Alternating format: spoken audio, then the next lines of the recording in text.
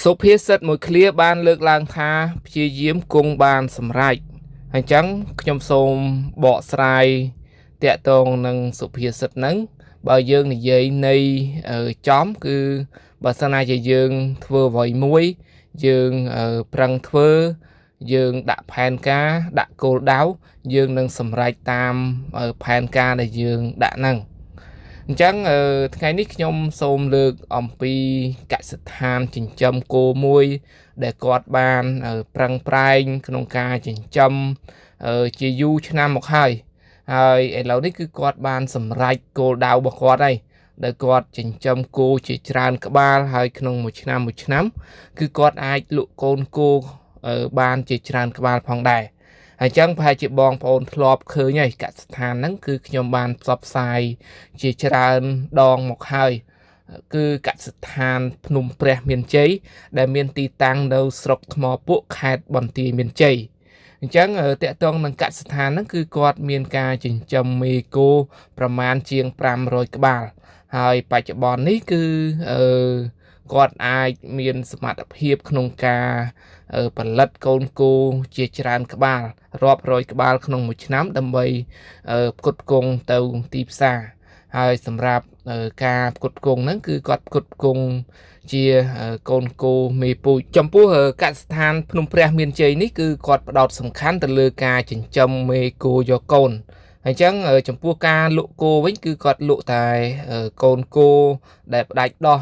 កូនគោដែលជំទង់ឬគោដែលពេញក្រមុំដែលអាចបន្តពូជបានហើយចំពោះមេគោដែលធំដែលពោពោះឬមេគោអោបកូននេះគឺគាត់មិនលក់ទេតកតងនឹងការមិនលក់មេគោពូជនេះគឺគាត់បានបញ្ជាក់ថាដោយសារតែការចិញ្ចឹមមេគោយកកូនហ្នឹងគឺប្រើពេលច្រើនឆ្នាំហើយអញ្ចឹងមេគោដែលគាត់ចិញ្ចឹមទាំងអស់នេះគឺគាត់ចិញ្ចឹមយូរទៅគឺគោទាំងអស់នេះគឺវាស្គាល់ក្រោលស្គាល់ម្ចាស់គ្រាន់តែគាត់ដេញចេញឬដេញចូលគឺវាចូលទៅក្នុងក្រោលឬមួយក៏ដេញចេញឲ្យវាទៅស៊ីស្មៅអីគឺអត់មានពិបាកទេតកតងនឹងស្មៅដែលគាត់ដាំដើម្បីឲ្យគោស៊ីនេះគឺគាត់ដាំជាច្រើនហិកតាហើយមានស្មៅខ្លះដែលគាត់អាចប្រឡែងឲ្យគោស៊ីបានហើយស្មៅខ្លះគឺគាត់អាចកាត់យកមកវាយផ្អាប់ដើម្បីឲ្យគោស៊ីដូចជាស្មៅ Super Napier ឬមួយក៏ស្មៅKing Grass ជាដើមចំពោះវាលស្មៅដែលខ្ញុំបានបង្ហាញពុកម៉ែបងប្អូននេះគឺជាប្រភេទស្មៅរុស្ស៊ីដែលម្ចាស់កសិដ្ឋានភ្នំព្រះមានជ័យគឺគាត់បានដាំសម្រាប់ប្រឡែងគោឲ្យស៊ីឬមួយក៏គាត់ច្រូតដើម្បីយកមកដាក់នៅក្នុងក្រោលឲ្យគោស៊ីផងដែរហើយចឹងតកតងនឹងការចិញ្ចឹមគោរបស់គាត់គឺគាត់ចិញ្ចឹមប្រឡែងខ្លះគឺឲ្យស៊ីស្មៅនៅក្នុងក្រោលខ្លះផងដែរចំពោះកសិដ្ឋាននេះគឺគាត់ចិញ្ចឹមមេគោពូជដែលល្អដែលអាចផ្ដល់កូនមួយឆ្នាំជាច្រើនក្បាលផងដែរហើយតកតងនឹងការផ្ដល់កូនគោមួយឆ្នាំច្រើនក្បាលហ្នឹងក៏ជាកូនគោដែលកើតមកល្អទៀតដែលអាចយកទៅចិញ្ចឹមធ្វើពូជបានល្អហើយក្នុងនោះដែរក៏មានបងប្អូនយើងដែលគាត់បានទស្សនាវីដេអូខ្ញុំជាច្រើនហ្នឹងគឺគាត់បានតំណែងចង់ចែកមេគោពូជហ្នឹងគឺយកទៅចិញ្ចឹមផងដែរ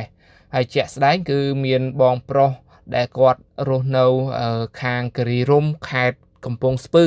គឺគាត់បានតាក់ទងមកបងប្រុសម្ចាស់កសិដ្ឋានគឺម្ដងហើយម្ដងទៀតគឺគាត់ចង់ចែកមេគោពូជហ្នឹងគឺដើម្បីយកទៅចិញ្ចឹមផងដែរហើយក្នុងនោះដែរដោយសារតែមិនដាច់ចិត្តគឺបងប្រុសដែលជាម្ចាស់កសិដ្ឋានភ្នំព្រះមានជ័យហ្នឹងគឺគាត់សម្រេចដូចថាចែកមេគោពូជដែលល្អដែលគាត់ថាមិនលក់ហ្នឹងគឺចែកទៅឲ្យបងប្រុសនៅខាងកំពង់ស្ពឺហ្នឹងចំនួន50ក្បាល